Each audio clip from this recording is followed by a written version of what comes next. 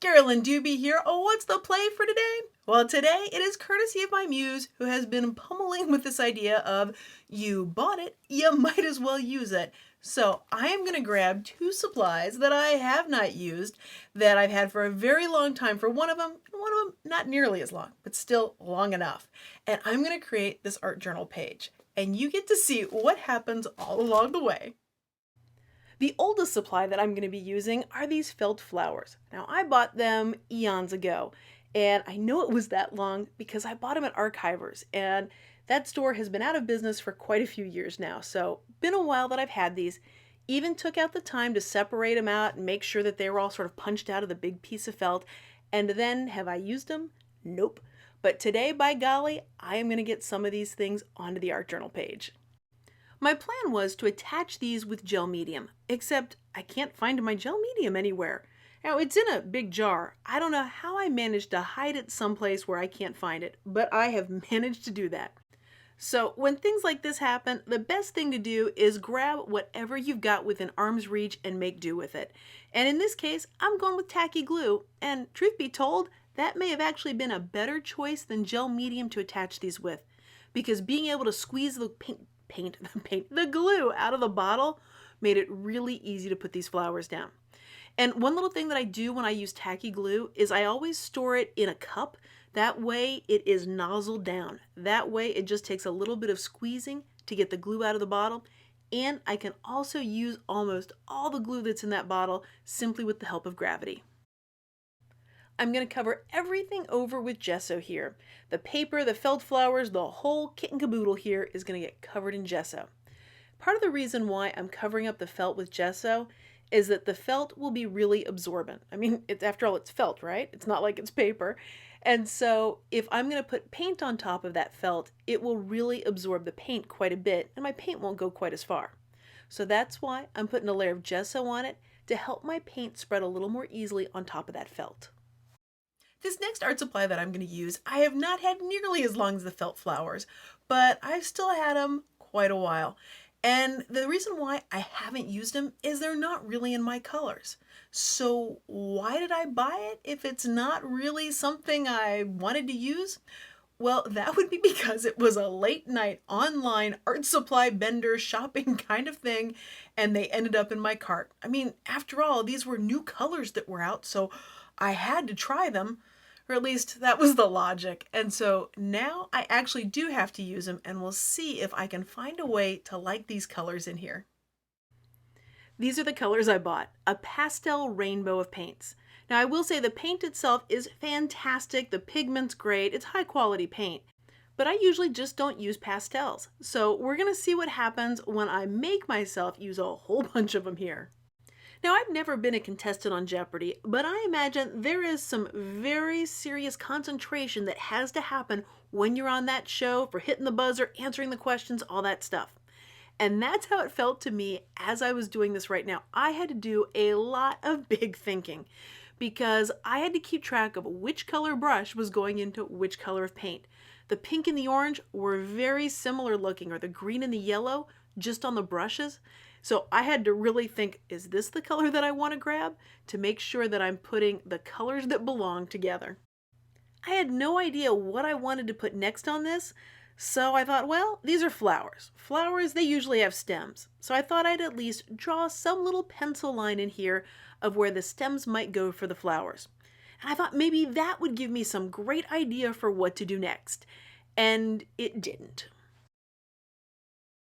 Now, I'd given those pastel colors a great try, but man, was I just being drawn back to some brighter colors. So rather than fight it, I decided I'd make the sky a cobalt teal. Once I got the paint on there, I realized this is an oops, an outstanding opportunity presenting suddenly, because I didn't really like it. So what that means is you add another layer on top of it. Now, once I'd gotten a bunch of the paint off, I thought, hey, what if I add some pan pastels to it? I have them nearby, so I grabbed them and put a little bit on there. And as soon as I did that, I went, oops, outstanding opportunity presenting again, and now I'm putting more of the paint back on top. If I had a time machine, I'd love to go back to my younger self and make an art journal page with her and explain to her that there's no reason to get so worried or so uptight or so stressed out if a layer doesn't go perfectly, because you can just put something else on top of it. Like right now, these layers, they're not rocking my world. Except I'm not done. I'm going to keep putting more stuff on it, and by the end, this is going to become one of my favorite art journal pages. So what about you? If you had a time machine and you could go back to your younger self, what do you wish you could tell yourself about creating and making that you know now that you wish you'd known back then? I'm about to do some finger painting, and before I do that, I'm going to put a barrier cream on my hands. And this is going to help protect my skin from the paints, because I do love getting my hands in the paint. This is also going to help make cleanup a little bit easier too. You might notice that there are some new colors on the palette over there. I broke down and brought out a bunch more of the bright colors. I'm going to use the pastels and the brights together. And what I found is when I did that, suddenly I really like the pastels. By themselves, not so much. But once I started combining them with the bright colors, then I was thrilled that they were there. Since I'm getting a bunch of paint on my fingers, I don't want to waste it, but I also don't want to put it on this art journal page. So I've opened up an altered book here, and I'm going to clean my finger off on the pages in there to begin the background of a future page. That way every little bit of paint gets used up and nothing gets wasted. Over on the blog at acolorfuljourney.com, I've got the blog post that goes along with this, and in there I've got the full supply list for you if there are any products in here that you want to know more about. While you're over there, you can also check out my free workshop called Permission to Play, which is all about playing. How do you actually get to the point where you can really let loose and play? Well, I'm going to show you 3 very specific strategies as we build an art journal out of recycled cardboard. The whole time that I've been working on this art journal page, it's really been working on wet paint. And that's kind of been taken to a bit of the extreme here because the felt, it really absorbs liquid. So it has the gesso on it and it wasn't fully dry. And then I'm putting all this paint on top of it. Those flowers are nice and juicy. They are extra wet and they're going to take quite a while to dry. So keep that in mind because that's about to have an impact on what happens in just a moment. The more that I fall in love with these flowers with all the colors on them as I'm filling in the centers, makes me not love the sky so much. Something definitely needs to be done up there. So I thought, well, let's finger paint some white up there. I don't know if I was trying to go for clouds or what, but whatever it is, certainly wasn't working for me. So yep, oops again. That sky has just been one big challenge here on this page. But I realized maybe I need something to help me out here, so I'm going to bring in a stencil. This one was created by Jill McDowell for StencilGirl Products, and by just doing some really loose, messy stenciling up there, suddenly I'm falling in love with the sky. Remember I said earlier that the flowers were really wet, they were loaded with paint? Well, when I start to stencil the sky a little bit lower, where the stencil is going to be overlapping on some of the flowers, guess what's going to happen on the back? It's going to pick up some of that paint and color. But that's not going to deter me at all. No, I want to keep getting more of that sky tucked around those flowers. But along the way, I'm going to keep picking up paint off of the flowers too. And that's why I'm going to get little flecks of color in the sky because they're transferring off of the back of the stencil. Now there's a bunch of paint building up on this stencil, from me using a whole bunch with that cosmetic sponge to the paint that it's picking up off the flowers, and I don't want to waste that color and pattern. So what I'm going to do is I'm going to grab that altered book there, I'm going to put the stencil right in there, and then I'm going to close the pages. This is going to do 2 things for me. 1, it's going to get a bunch of the paint off of the stencil, so it's going to help clean that off. And 2, it adds some more fun to that background. And there was still a little bit of paint on the stencil, so I thought, hey, I'll just clean it off right here on the page. And as I was moving it around, I was, yep, you guessed it, hitting the flowers again as I'm going. So I'm actually picking up more paint as I'm transferring stuff around. Now, does that really bother me that I'm doing that? No, because I'm having a good time getting that color around, and I'm just going to clean it right on the page. But notice where I slapped it down. If I close the book, I'm going to bend the stencil. So I'm just going to press it down with my hand and lift it up.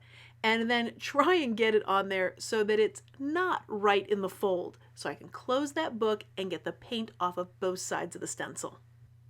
Before I add the next layer onto this art journal page, I'm gonna need to perform a little bit of a surgery. Now, I'm not a medically trained doctor, nor do I even play one on TV, so what I'm talking about here is cosmetic sponge surgery.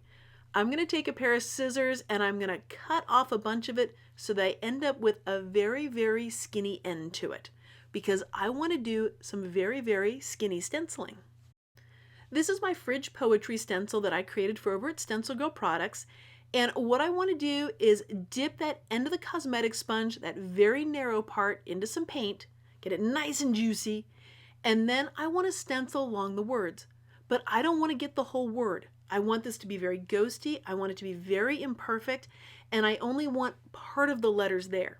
That's what's going to create the stems for these flowers. Just like with the last stencil that I was doing, anywhere that it's touching flowers, it's going around things, it's picking up paint. And if it starts to get too painty for me, in comes the book. I'm going to squish it in between there to pull off the loose paint. Well, and I had to laugh at myself for something that I think, wow, why didn't I notice that before? Because the cosmetic sponges are a triangular shape. They're the wedge shape, so one end is naturally really narrow. I didn't actually have to perform surgery on the cosmetic sponge. I could have just used the pointy end that was already there. Ah, the amazing revelations that come out of the play. Well, thanks so much for joining me for today's play. If you've been enjoying this video, I'd so appreciate it if you gave it a thumbs up. And if you'd like to see more of my videos, hit that subscribe button. That way you'll know as soon as I've got a new one out.